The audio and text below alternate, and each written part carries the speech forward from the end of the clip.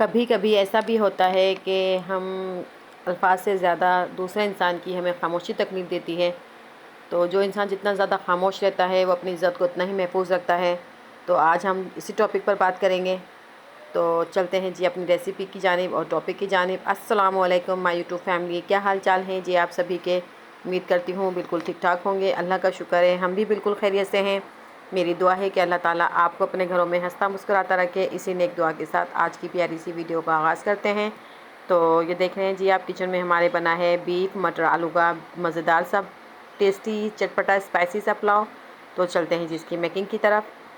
जी हमने पतीली को चूल्हे पे चढ़ा दिया है। इसमें हमने ऑयल डाला है, गरम किया है। इसमें हमने प्याज को ब्राउन होने के लिए डाल दिया है। कुछ हमने खड़े मसाले शामिल किए हैं जिसमें कि गरम मसाला है, साबुत धनिया है, सफ़ेद ज़ीरा है। इन तमाम मसालों को हम अच्छे से रोस्ट कर लेंगे, मतलब फ्राई कर लेंगे, और फिर हम इसमें बाकी के मसालों को ऐड करेंगे।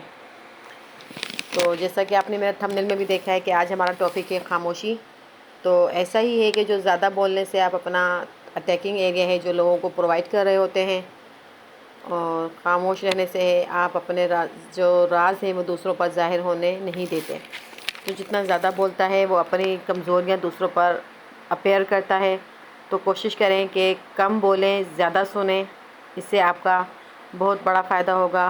खामोश रहने से आप बहुत सी जगहों पर ज़लील होने से बच जाते हैं, बेइज्जत होने से बच जाते हैं। क्योंकि जो इंसान बहुत ज़्यादा बातें करता है वो अपनी वीक पॉइंट को लोगों को दे रहा होता है, जो वक्त आने पर लोग उनको ब्लैकमेल करते हैं और फिर उनके अपने मफाद के लिए इस्तेमाल भी करते हैं।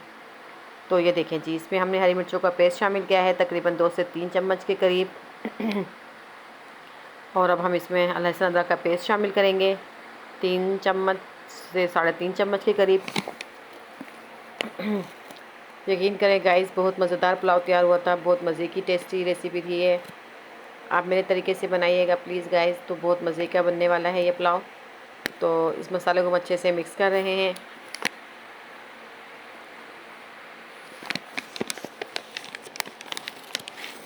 और हमने मसाले को कवर कर कर पकने के लिए छोड़ दिया है।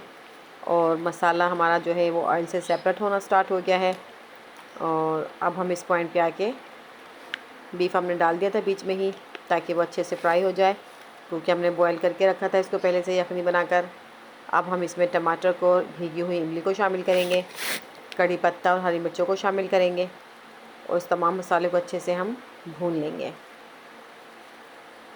थोड़ा सा हम इसमें पिसा हुआ गरम मसाला भी शामिल करेंगे। ये देखें जी, मसाला हमारा अच्छे से फ्राई हो रहा है।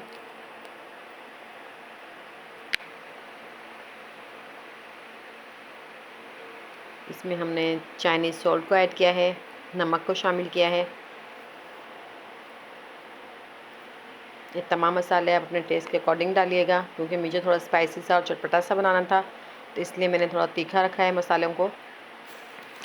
तो ये देखें जी, बीफ की यखनी में भी हमने नमक शामिल किया था, और इस पॉइंट पर भी हमने नमक शामिल किया है। तो आप देखभाल कर डालिएगा कि ऐसा ना हो तेज़ हो जाए नमक। और ये देखें जी, मसाला हमारा अच्छे से फ्राई हो रहा है। तो चलते हैं जी हम अपने फिर से टॉपिक की तरफ। तो जैसा कि मैंने आपको बताया था स्टार्ट में ही कि आज हमारा टॉपिक खामोशी पर बात करने का है। तो खामोशी सिर्फ आवाज़ ना होने का ही नाम नहीं है, बल्कि ये ज़हनी सुकून, गौर व फिक्र और ख़ुद से जुड़ने का भी एक तरीका है। जो इंसान जितना खामोश रहता है वो उतना ही अपने अंदर बहुत से गमों को समाये हुए होता है। क्योंकि आज के दौर में जिस तरह का माहौल बन चुका है, दौर हो चुका है, यहाँ ज़्यादा बोलने वाले को इंसान कमज़ोरियों को पकड़ लेता है, फिर उसको वक्त आने पर ज़लील भी करता है।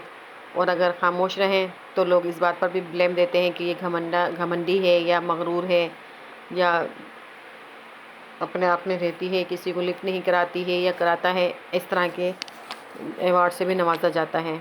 तो मेरा ख़्याल है कि खामोश रहें, खामोश रहने में ही आफ़ियत है। आप अपनी इज़्ज़त को महफूज कर पाएंगे, अपने आप को बचा पाएंगे। ज़्यादा बोलने से इंसान अपनी बहुत ज़्यादा कमज़ोरियों को अयां कर देता है। और ये देखें जी, इधर हमने आलू मटर को भी शामिल कर दिया है मसाले के अंदर। अच्छे से हम फ्राई कर रहे हैं, ताकि हमारा मटर जो आलू है वो अच्छे से मसाले में मिक्स हो जाए, और जो मसाला है वो आलू में अच्छे से जज़्ब हो जाए। ये देखें जी, ऑयल हमारा सेपरेट होने लगा है। और बिल्कुल हमारा जो मसाला है वो डन हो चुका है। इसमें हम मज़ीद पानी शामिल करेंगे ताकि जो आलू और मटर हैं वो अच्छे से गल जाएं। और प्लीज़ गाइज़, आप मेरे चैनल को ज़्यादा से ज़्यादा सब्सक्राइब कीजिए, मेरी वीडियोस को लाइक कीजिए, शेयर कीजिए। मुझे आपकी सपोर्ट की शदीद ज़रूरत है।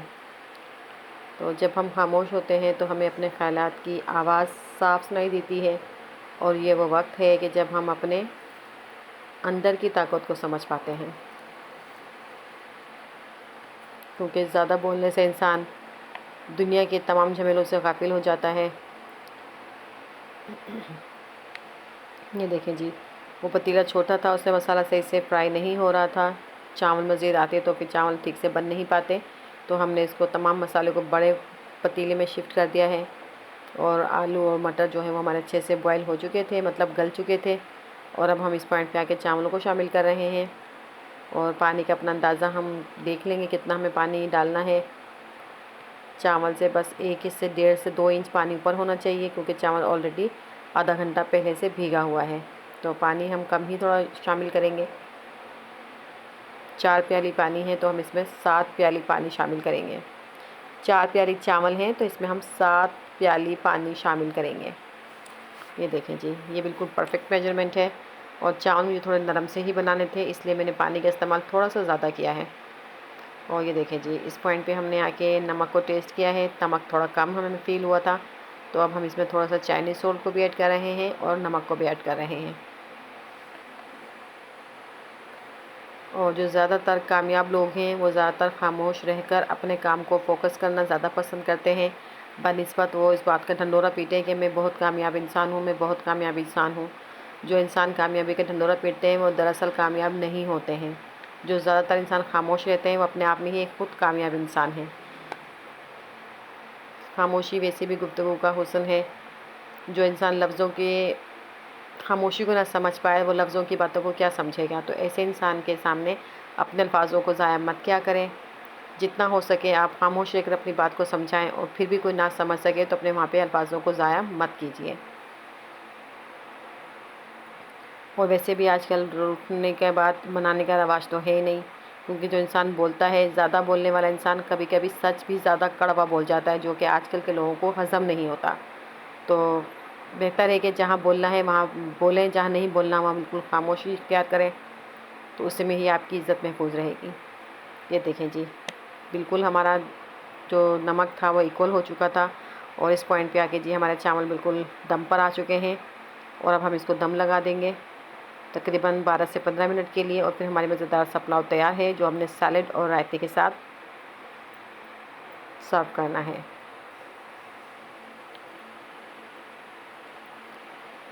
ये देखें जी,